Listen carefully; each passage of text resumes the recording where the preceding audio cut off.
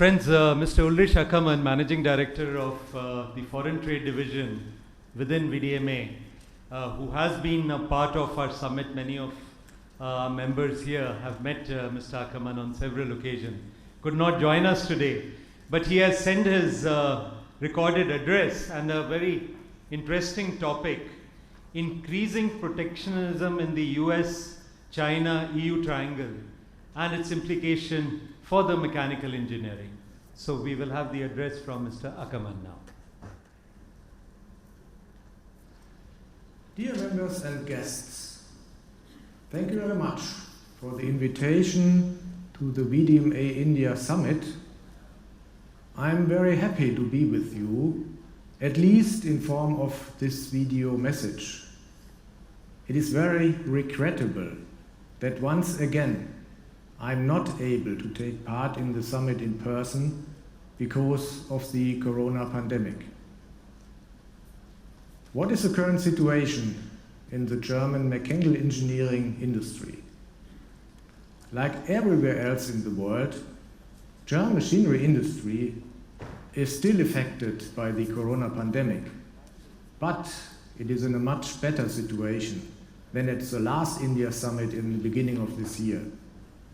Incoming orders rose by a total of 32% in the first 6 months of this year, and exports are also increased again by more than 10% from January to June 2021. One production bottleneck at the moment is the availability of input materials. There's not only a shortage of electronic components, but also a considerable shortage of steel and plastic parts, for example. We still expect a production growth of 10% in this year. However, this means that even at the end of this year, production will be still below the level of the year 2019. Today, we have 4 trends that are putting pressure on the global trade. First, trade barriers are increasing worldwide. Second, China is emerging as a competitor. Third, trade policy of US President Biden delivers a little impetus. And fourth, geopolitical factors influence the machinery business. Let me start with the increasing trade barriers worldwide. We at VDMA estimate that around 35% of German mechanical engineering industry's exports go to countries with trade barriers, and the figure is growing. The protectionist measures are mainly no longer import duties, but technical barriers and increasingly also competitive, distorting export promotion measures by third countries. This means for mechanical engineering exports from Germany and the EU, higher costs for exports out of Germany or out of Europe, and orders in third countries have a smaller margin or are even lost to competitors. And only bigger companies are able to circumvent the trade barriers by building up production facilities in the relevant markets. Second, China emerging as a competitor. China has defined its economic policy ideas in the Made in China 2025 strategy and the 14th Fifth-Year Plan. The country wants to become technologically independent and have secure supply chains. The country has set concrete market share targets for the year 2025, also for the mechanical engineering industry itself and important customer sectors. And of course, this will have an impact on the mechanical engineering industry. Technological gaps to the national competition can no longer be taken as granted. Know-how protection remains a problem.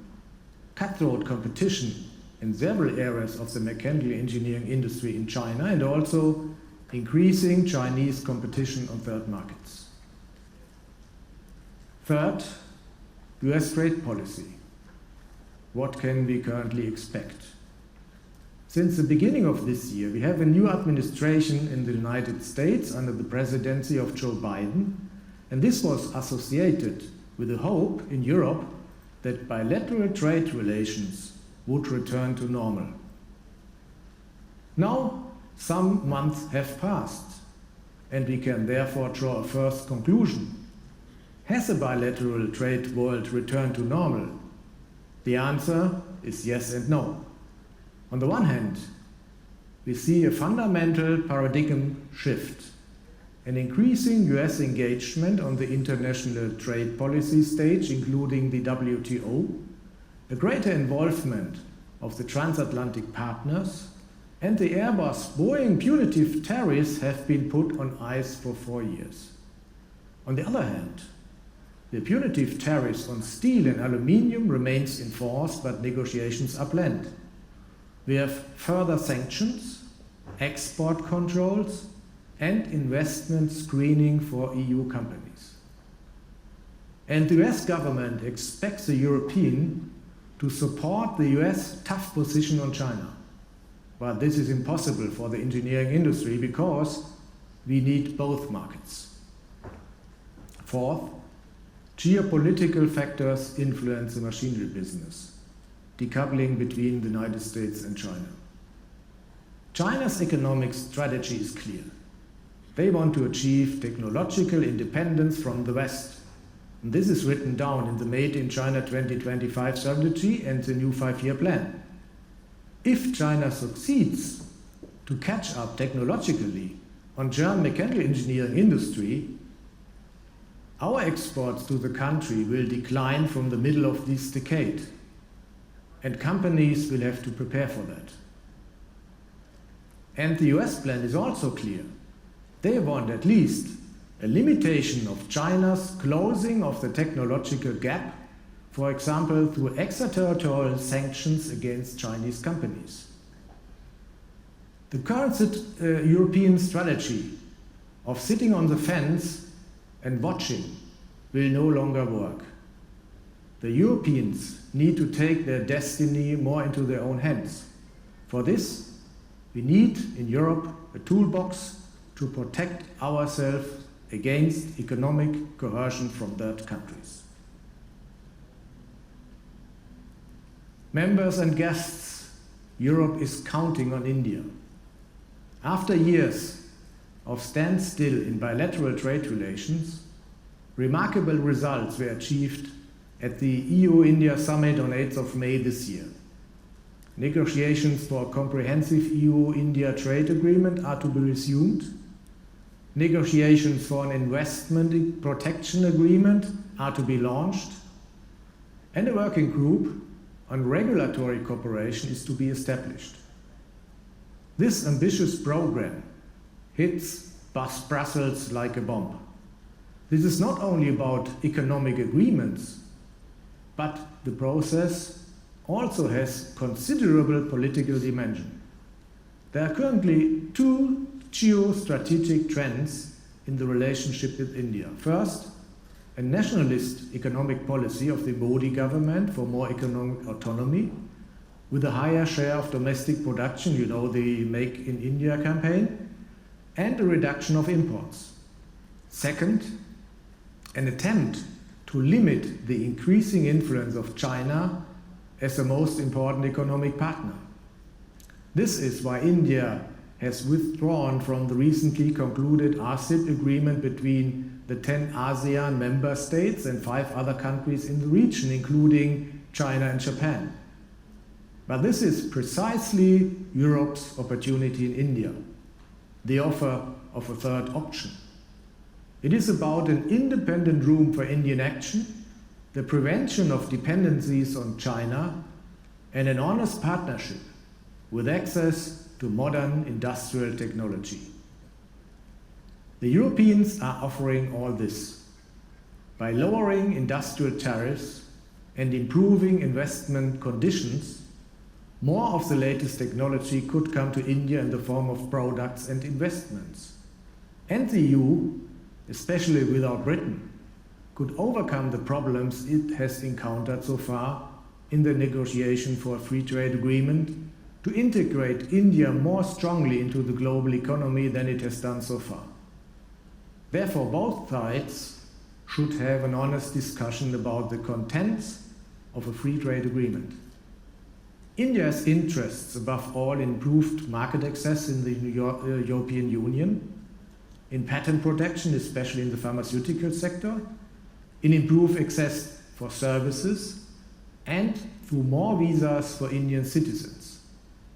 European interests include rules on technical barriers to trade and the non-negotiable minimum requirements for investment protection and sustainability. The VDMA position is clear. It is about stronger future cooperation between India and the EU on future issues such as digitalization, energy and sustainability, and not just about improving sales opportunities. A free trade agreement would open up opportunities in India for growth impulses through cost reductions in production and value chains, modernization of machinery, and increasing competitiveness on the world markets.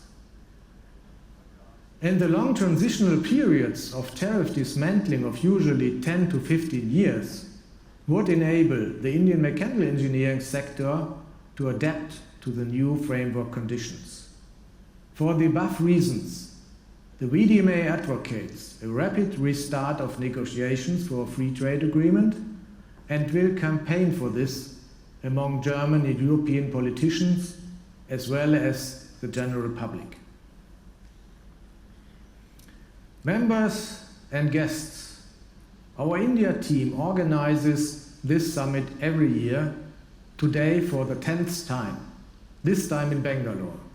So, a small anniversary. Congratulations to the VDMA team in India led by Mr. Nath on this anniversary, and many thanks to you for showing the importance of this event. I always call them class reunions in India by your participation. May many more VDMA India summits follow. There are still exciting times for the mechanical engineering industry in India and also in Germany. And let us hope that the corona conditions in our countries will improve continuously in the coming months, and that we will soon be able to move around our countries again without any worries, and are also able to visit us again. With this in mind, I wish you in India and us here in Germany a quick recovery of our economies. Thank you very much for your attention, and I wish you a successful summit today. See you next year. Actually, we would like to thank Mr. Ackermann for this address, and I think he pointed out some very pertinent and relevant points leading to the global trade and the role of manufacturing.